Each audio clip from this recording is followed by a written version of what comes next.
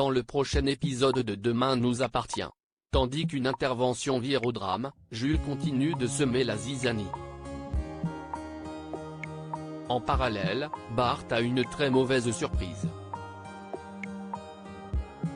Attention, les paragraphes qui suivent contiennent des spoilers sur l'épisode de Demain nous appartient diffusé demain soir sur TF1. Si vous ne voulez rien savoir, ne lisez pas ce qui suit. Mercredi 5 avril dans Demain nous appartient. Une intervention vire au drame au petit matin, Sarah et Karim rencontrent Ludo, un de leurs indiques, pour savoir ce qui se trame au port de Sète. Ce dernier leur apprend alors qu'un jeune homme est venu le voir 3 jours plus tôt pour avoir le contact de Tony Villard, un agent du port. De retour au commissariat, Sarah informe le commandant Constant que leur indique leur a parlé d'un certain Tony Villard. Connu des services de police pour des faits de petite délinquance, celui-ci se tient à carreau depuis plusieurs mois. Cependant, comme il est docker et agent de sécurité du port depuis 6 mois, Martin charge Sarah de le convoquer. Dans l'après-midi, Karim et Martin prennent la déposition de Tony Villard qui confirme aux policiers avoir renseigné un jeune homme sur l'emplacement de 2 conteneurs sur le port ainsi que les horaires de ronde de la zone B. Certain que l'individu passera à l'action dans les prochaines 48 heures, le commandant Constant décide de monter une souricière dès le soir même. La nuit tombée, Sarah et Nordine surveillent le port lorsqu'ils aperçoivent 2 hommes en train de forcer un conteneur. Refusant de les laisser s'en sortir à si bon compte, ils tentent de les arrêter en tirant sur le véhicule. Malheureusement, l'arme de Nordine s'enraye et la voiture fonce sur les 2 policiers. Si Sarah échappe de peu au pire, ce n'est pas le cas de Nordine qui est violemment percuté par la voiture. Sarah tente bien de le réveiller mais sans succès. Jules continue de semer la zizanie dans la matinée, Martin profite de prendre le petit déjeuner avec Jules pour le questionner sur la vie sentimentale de Virginie.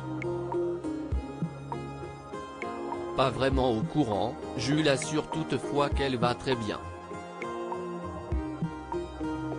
De son côté, Nordine a un cocard à l'œil gauche. Bien qu'elle s'en veuille terriblement d'avoir poussé son petit ami à se rendre à la soirée de Charlie, Manon le félicite pour avoir su garder son sang-froid. À sa place, la jeune femme n'aurait pas hésité à frapper Jules. Nordine rétorque alors que les choses auraient dégénéré s'il avait répliqué, ce qu'il voulait à tout prix éviter. Pendant ce temps, Charlie est mécontente après Jules. Non seulement il a frappé Nordine mais en plus il a posté la photo de leur baiser volé sur les réseaux sociaux.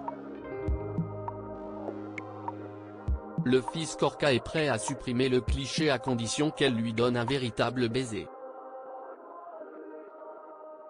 Si la jeune femme lui fait croire qu'elle va céder à son chantage, elle lui colle une gifle en s'approchant pour l'embrasser. Finalement, Jules supprime la photo. Au commissariat, le cocard de Nordine ne passe pas inaperçu. Comme Martin cherche à savoir ce qu'il s'est passé, Nordine finit par lui raconter toute l'histoire. Seulement, Martin estime que Jules est allé beaucoup trop loin et compte bien lui en toucher 2 mots. Non loin de là, François découvre la photo de Jules et Charlie en train de s'embrasser. Craignant que leur différence d'âge les rattrape, François se confie à Chloé puis envoie un message à Charlie en demandant à lui parler au plus vite. À quelques encablures, Martin est furieux et confronte Jules. Tandis que ce dernier lui reproche de prendre la défense de Nordine parce qu'il est son fils, Martin assure que cela n'a rien à voir.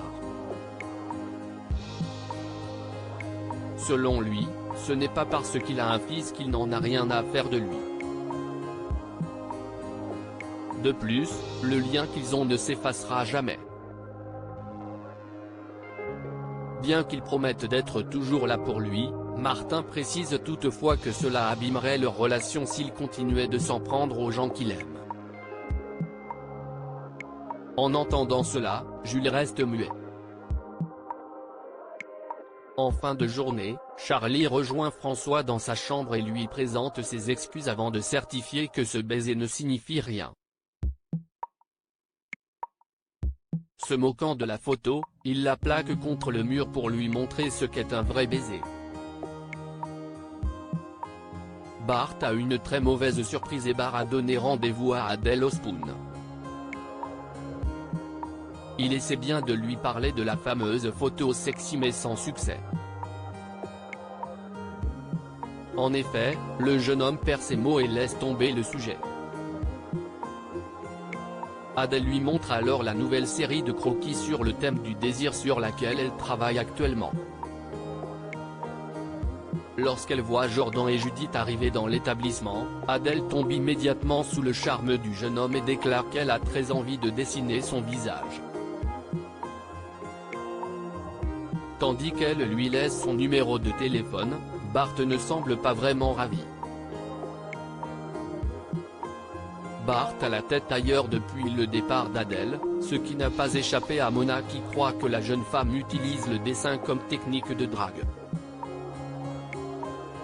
Après que Bart a affirmé le contraire, Mona l'enjoint à arrêter de faire la tête parce que cela met des mauvaises ondes dans son restaurant. Perdu, Bart se rend chez Roxane et se livre sur ses sentiments naissants pour Adèle. Certaine qu'il se passe quelque chose entre eux depuis le début, Roxane le pousse à agir avant qu'il ne soit trop tard. Sur ses conseils, il va donc chez Adèle. Seulement, cette dernière n'est pas toute seule. En effet, un homme est en caleçon dans son salon. S'il pense qu'il s'agit de l'un de ses modèles, Bart perd son sourire en comprenant qu'elle n'est pas en train de travailler.